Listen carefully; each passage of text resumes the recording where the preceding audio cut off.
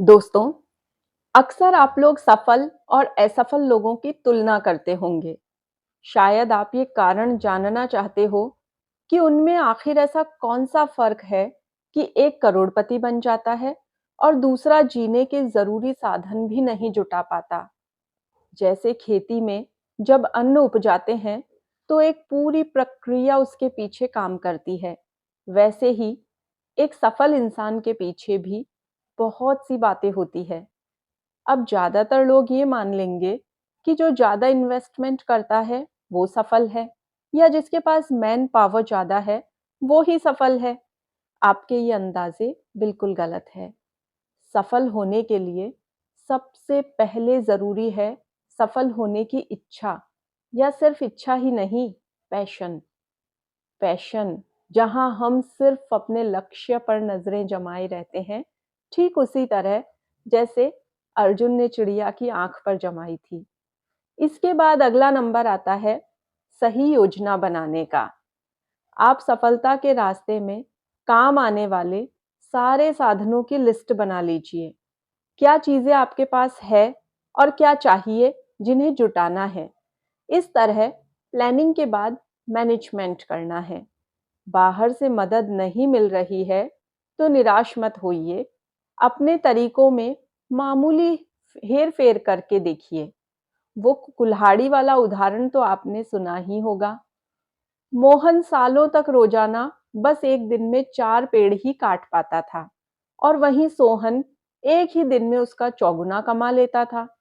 एक दिन दुखी मोहन ने जब कारण पूछा, तो सोहन का सवाल था कि तुम अपनी कुल्हाड़ी की धार दिन में कितनी बार तेज करते हो? मोहन को याद ही नहीं था कि कितने साल पहले उसने कुल्हाड़ी को धार लगवाई थी, जबकि सोहन हर पेड़ काटने से पहले धार तेज करता था। इस तरह आप भी लक्ष्य न बदलते हुए तरीकों में बदलाव लाइए। खुद को ऊर्जा से लबरेज बनाइए। सारी चीजें सिर्फ बजट पर ही निर्भर नहीं हैं। काफी बार बहुत साधारण साधनों से भी कमाल हो जाता है। इसके बाद आपको अपनी योजना को कार्य रूप में परिणत करना है। हवाई किले तो बहुत से लोग बनाते हैं, पर जरूरी है हम उन्हें प्रैक्टिकली करके दिखाएं। ये परवाह करना छोड़ दीजिए कि पहली बार में सफलता मिलेगी ही। बार-बार कोशिश करते रहें, हर बार अपना 100% दें। लोगों की बातें सुनना बंद कर दें। सफल लोग हमेशा समय की कद्र करते हैं, जिससे समय उनकी कद्र करता है। समय-समय पर जैसे कंपनी के अकाउंट्स की ऑडिटिंग होती है, आप खुद अपने व्यक्तित्व की ऑडिटिंग करें। आपने जो लक्ष्य निर्धारित किया, उस दिशा में आप कितना चल चुके हैं, कितना चलना बाकी है, ये लेखा-जोखा लेते रहें। जिस तरह किसान लगातार अपनी बोई हुई फसल को तिल-तिल करके बढ़ते हुए देखता है, उसकी रक्षा करता है, उसे खाद-पानी देता है, बिल्कुल इसी तरह आप अपने लक्ष्य को जेहन में पालिए, पोसिए। इस यात्रा में सबसे ज़रूरी है सकारात्मक विचार। खुद से पूछते रहिए, कहीं आपको भीतर कोई डर तो नहीं सता रहा है? अगर आप अपनी सफलता के प्रति शंका कर रहे हैं, तो आपने आधा मैदान तो वहीं हार दिया। इसलिए खुद पर विश्वास रखिए। कुदरत आपकी परीक्षा लेने के लिए हो सकता है आपको कोई बीमारी दे दे, लेकिन आप हार नहीं मानना। योगा क्लासेस में पोज को होल्ड रखने के लिए जैसे हम अपनी मसल्स को मैसेज देते हैं, प्रैक्टिस करते हैं, वैसे ही हमें अपने मन को भी ट्रेनिंग देनी है कि उसे मजबूत बने रहना है। आज जितनी भी सफल शख्सियत हुई है, चाहे वो लता मंगेशकर हो, मेजर ध्यानचंद हो, सचिन तेंदुलकर या महेंद्र सिंह धोनी, आप किसी से भी सफलता का राज घुमा फिरा कर पूछोगे, तो जवाब एक ही मिलेगा, प्रैक्टिस, रियाज, रोजाना अभ्यास। अगर आप इसके लिए तैयार हो, तो सफलता आपसे बस चंद ही कदम दूर है। अगर किसी कारण से असफल हो भी जाओ, तो बैठकर समीक्षा करो कि कौन से कारण जिम्मेवार रहे हैं इसके पीछे।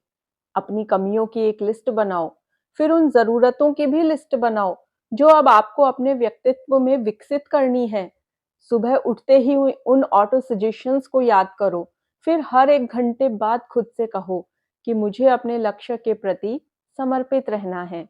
रात को सोने से पहले खुद से वादा करो कि आप इस काम को सफलतापूर्वक करके ही दम लेंगे। इस शक्ति की अनुभूति के साथ ही उस लक्ष्य को अपने जेहन में बसा लो। अब इसके विपरीत यदि असफल व्यक्ति की समीक्षा करें, तो निश्चित ही हम एक बड़बोले, आलसी, लक्ष्य विहीन, आराम तलब आदमी के बारे में बात कर रहे हैं, जो हमेशा यही रोना-रोता रहता है कि उसे बिल्कुल टाइम नहीं है। किसी ने कभी भी न उसका साथ दिया और न उसकी भावनाओं को समझा। उसकी शिकायत होगी कि उसके पास साधन भी आधे-अधूरे हैं और उसे मैन पावर तो कभी मिला ही नहीं। वो हमेशा या तो शॉर्टकट ढूँढेगा या दिनों में होने वाले काम में महीने और महीनों में होने वाले काम में सालों लगा देगा। वो हर कदम पर सभी पर शंका करने में अपनी ऊर्जा गँवा देगा। उसे पड़ोसी, रिश्तेदारों की ज़िंदगी में झाँकना तो नेचुरल लगेगा। अब आप अंदाज़ा लगा सकते हैं कि उसका टाइम कहाँ जाता है, ब्लेम गेम खेलने में और कंप्लेन करने में। अब आप सेल्फ इवैल्यूएशन कीजिए कि आप किस श्रेणी में आते हैं या अब क्या करने का इरादा है। आप अगर दूसरी कैटेगरी में हैं, तो आपको फर्स्ट कैटेगरी में आने के लिए क्या एफर्ट्स करने हैं और आप किस तरह से उसे क्रिया रूप में परिणत करके सफल व्यक्तित्व कहलाना चाहेंगे, अब ये आप पर निर्भर करता है। धन्यवाद दोस्तों।